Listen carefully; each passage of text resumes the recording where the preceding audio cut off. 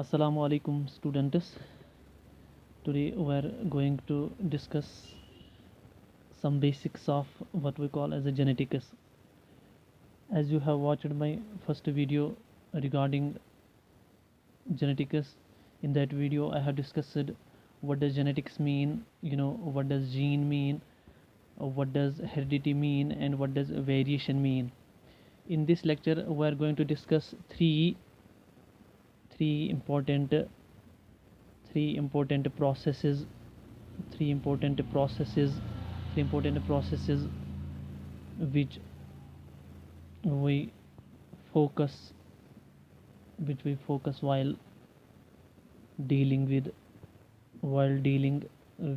genetics while dealing with genetics. Number first number first first important process that we will discuss is dna replication. Second important process is what we call as the transcription and number third we will also discuss a little bit about translation. ठीक है ना students? Okay, now let me take you towards the what we call as a cell. It is a cell. Now, as I have already told you, genetics is basically a branch of biology that deals with the study of heredity and variation. And what does heredity mean? Heredity means how the characters get transmitted from parents to offspring. ठीक है ना. And variation का क्या मतलब हुआ? Variation means dissimilarity with regard to the characters from parents to offspring. And this variation, as I have already told you, this variation is basically created during a very important stage in the meiosis, and that stage is called Pachytene stage. In the Pachytene stage, basically what happens, an important event occurs that is called crossing over, and because of the crossing over, recombination of genes takes place, and because of the recombination of the genes, what basically happens, new proteins are formed, and when new proteins are formed, they will try to control the new characters. These characters will appear in the offspring, and these characters will not be present in either the mother or in the father. That will basically constitute the variation. Now, whenever we talk about the genetics, we have to always keep in mind these three important processes. We have to discuss these three important processes. One is called DNA replication, second is called transcription, third is called translation. Now, this is a cell. The outer membrane of the cell is called plasma membrane. It is also called as a cell membrane. Second part, this is called what we call as a cytoplasm. This is basically called the cytoplasm. And after the cytoplasm, we have this very important component that is basically called the commanding officer of the cell. Commanding officer of the cell is basically called what? Nucleus. And what does that mean? Commanding officer of the cell, it means it is able to command, that means it is able to control, that means it is able to control all the activities in a cell by expressing those important structures, by expressing those important segments of the DNA called as the genes, and later on the genes are able to make the protein, and then the protein is able to control a particular type of character. Now, if we talk about the first important process that we will discuss here, it is called a DNA replication.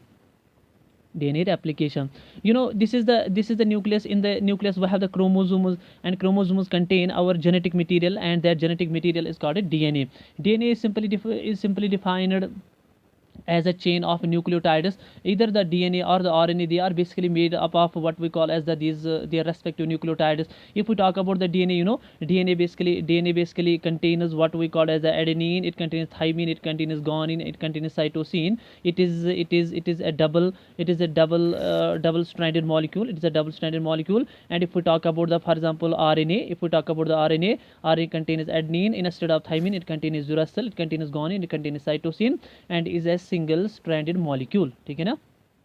We will later on discuss what are the differences between the DNA and the RNA. Now, if we talk about this DNA replication, what does DNA replication mean? DNA replication mean when we are making identical copies of DNA from itself.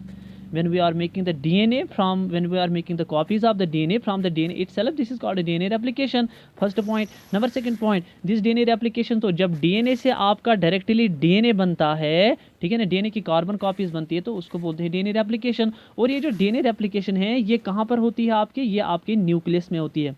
ये simple सी बात है, क्योंकि आपका DNA nucleus में है, तो simple सी बात है ये डीएनए रेप्लिकेशन जो होगी ये आपके न्यूक्लियस में ही होगी.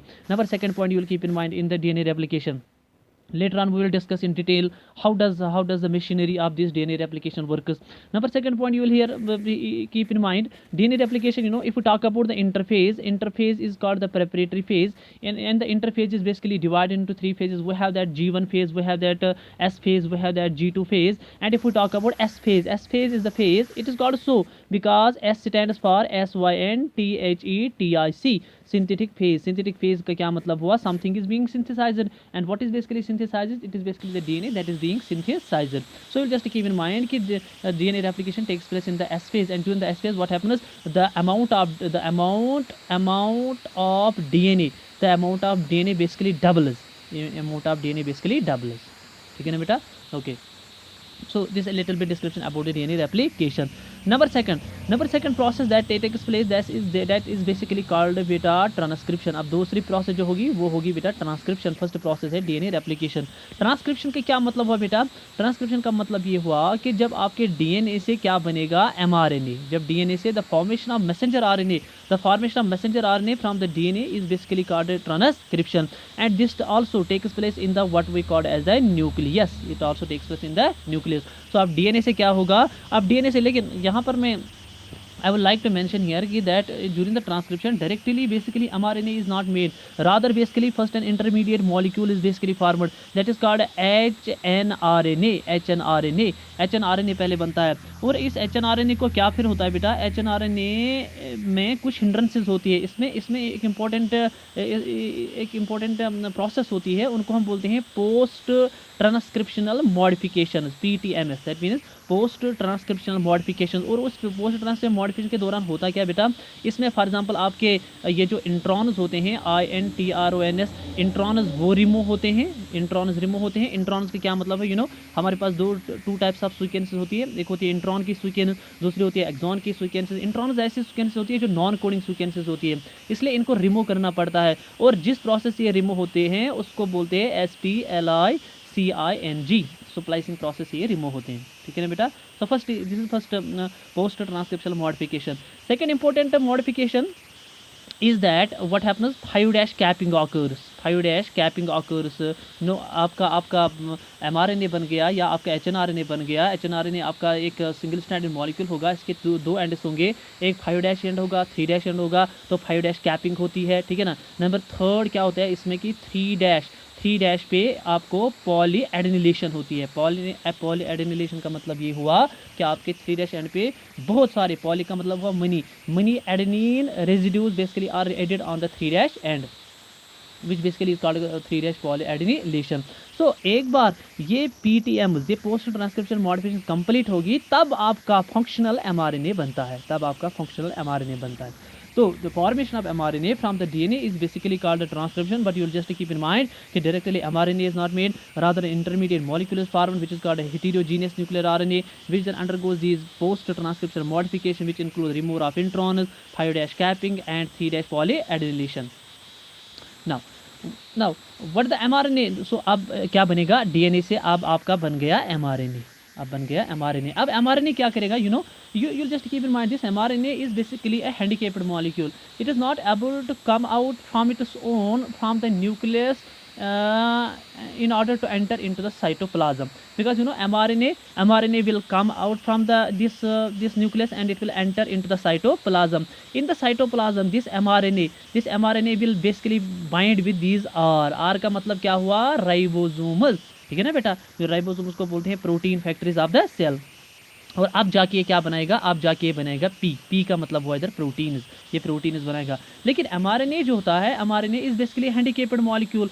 ये mRNA खुद नहीं आ सकता इस न्यूक्लियस से इस साइटोप्लाज्म की तरफ. तो mRNA उसके लिए हमारे पास 2 टाइप्स ऑफ प्रोटीन्स होते हैं. यहाँ पर मैं लिख लेता हूँ, just keep in mind. One is called IMPORTINS, importin proteins. Second is called EXPORTIN. Exportin protein, एक इम्पोर्टिन प्रोटीन होता है और दूसरा एक्सपोर्टिन प्रोटीन होता है। इम्पोर्टिन प्रोटीन ऐसे प्रोटीन्स होते हैं जो उन प्रोटीन्स के साथ बाइंड होते हैं जो मूव कर जाएंगे from the cytoplasm to the what we call this nucleus, cytoplasm से न्यूक्लियस। क्योंकि एक बार इस साइटोप्लाज्म में प्रोटीन्स बन गए with the help of translation, तो अब हमारे अब सपोज हम डीएनए रेप्लिकेशन की बात करें, ट्रांसक्रिप्शन की बात करें, ठीक है ना, इसके लिए आपको यूटिलाइज होंगे different sets of protein, for example DNA polymerases, RNA polymerases. हाँ, डीएनए रेप्लिकेशन में आपके different for example single stranded binding proteins होते हैं यूटिलाइज, ठीक है ना, हेलिकेसेस यूटिलाइज होते हैं। तो वो सारे के सारे एंजाइम जो होते हैं वो प्रोटीन्स होते हैं, और वो बनते कहाँ पर है बेटा, वो बेसिकली बनते हैं इस साइटोप्लाज्म में। और साइटोप्लाज्म में फिर वो क्या होते हैं, वो खुद नहीं चल के आ सकते हैं न्यूक्लियस की तरफ, इसलिए उनको भी हेल्प चाहिए होती है किन प्रोटीन की, इम्पोर्टिन प्रोटीन की। So importin protein are those protein which bind with those protein which have to move from the cytoplasm to the nucleus. Exportin का क्या मतलब हुआ, these are the protein which bind with those molecule which will enter from the nucleus to the cytoplasm. So here you will understand. अब आपका mRNA बन गया, तो mRNA का क्या मतलब हुआ, इसका एमआरएनए का मतलब ये हुआ कि ये ई के साथ बाइंड होगा, EXP.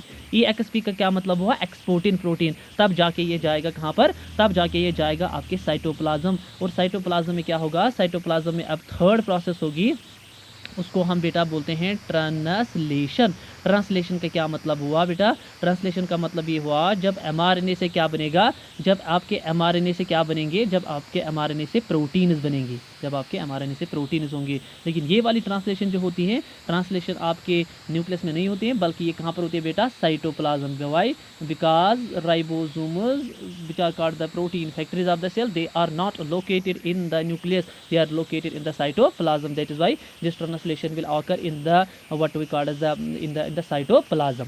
Now third important, you will also keep in mind, because it is related with this, we have another very important that operate, another important process that operates in case of the viruses, that is called a reverse, that is called a reverse transcription, reverse transcription। Reverse transcription का बेटा क्या मतलब हुआ, reverse transcription का मतलब ये हुआ कि जब for example we will talk about the viruses के केस में क्या होता है, इनमें जेनेटिक मटेरियल जो होता है बेटा वो आरएनए होता है, आरएनए होता है ना। फॉर एग्जांपल हम बात करेंगे फॉर एग्जांपल एचआईवी की, HIV is human immunodeficiency virus that is able to make this important syndrome called as the acquired immunodeficiency syndrome। तो ये HIV जो होता है, ये याद रखोगे, ह्यूमन इम्यूनो का क्या मतलब हुआ, it normally attacks what we called as the this important system called as the immune system. और इम्यून सिस्टम में जो कुछ की प्लेयर्स होते हैं, सेल्स जो होते हैं, कुछ वाइट ब्लड सेल्स, उनमें एक हमारे पास वाइट ब्लड सेल होती है, उसको बोलते हैं CD4 सेल। तो ये HIV जो होता है, HIV बेसिकली इन्हीं को इन्फेक्शन करता है, इन CD4 सेल्स को ये बाइंड करता है, ठीक है ना। आप जरा देखिए, अब फॉर एग्जाम्पल अगर ये फॉर एग्जाम्पल बेटा ये CD4 सेल है, सपोज इसकी बात करें तो ये CD4 सेल है, ये आ गया ये वायरस इधर, तो ये वायरस जो ही इस सेल के अंदर चला गया, तो इसमें जेनेटिक मटेरियल आरएनए होगा, आरएनए से ये वापस क्या बनाएगा, डीएनए बनाएगा। तो formation of this DNA from the RNA is basically called, इसको बोलते हैं reverse transcription, RT, reverse transcription। लेकिन it can occur only when there is presence of what we call as a reverse transcriptase enzyme, TRANSCRIPTASE, reverse transcriptase enzyme। That's very important। Reverse transcriptase is basically an enzyme that is able to make the copy of DNA from the RNA। So RNA से अब DNA बन जाएगा वापस, फिर DNA एक बार बन गया तो फिर RNA बनेगा, और RNA से अब क्या बनेंगे, RNA से अब P बनेंगे। P का क्या मतलब हुआ, प्रोटीन्स। लेकिन ये वाले जो प्रोटीन्स होंगे ये क्या होंगे, वायरल प्रोटीन्स होंगे, ये वायरल प्रोटीन, इनका नंबर, वायरल प्रोटीन का नंबर इस सेल, इस CD4 या T हेल्पर सेल जिसको बोलते हैं, इसमें इंक्रीज हो जाएगा। जो ही इनका नंबर इंक्रीज हो जाएगा तो इस सेल की क्या होगी, इस सेल की होगी LYSIS, लाइसिस होगी बेटा इसकी। तो लाइसिस की वजह से क्या, ये वायरल प्रोटीन जो होंगे ये बाहर आ जाएंगे, ये वायरल प्रोटीन जो बाहर आ जाए, और जिसकी वजह से वो इन्फेक्शन कर जाएंगे किनको, सराउंडिंग सेल्स को, SURROUND, surrounding which cell, surrounding this CD4 cell, ठीक है ना। जिसकी वजह से during the HIV what happens, reduction, REDUCT, reduction of CD4 of this CD4 cells takes place, ठीक ठीक है ना. So these are, so whenever we talk about, so just you will keep in mind, so whenever we talk about the genetics, we have to just keep in mind these three important processes. And the this DNA, अब DNA से फिर आपका mRNA है, फिर आपका proteins है. ये जो यूनिडायरेक्शनल फ्लो ऑफ इंफॉर्मेशन हो रहा है फ्रॉम DNA से किसकी तरफ, mRNA की तरफ, फिर प्रोटीन्स की तरफ, इसको हम कलेक्टिवली बोलते हैं CENTRAL, central DOGMA. Central dogma means the unidirectional flow of information from DNA to RNA to protein is called central dogma, or it is also called, in simpler terms, it is also called as molecular. It is also called as a molecular biology. Thank you, beta.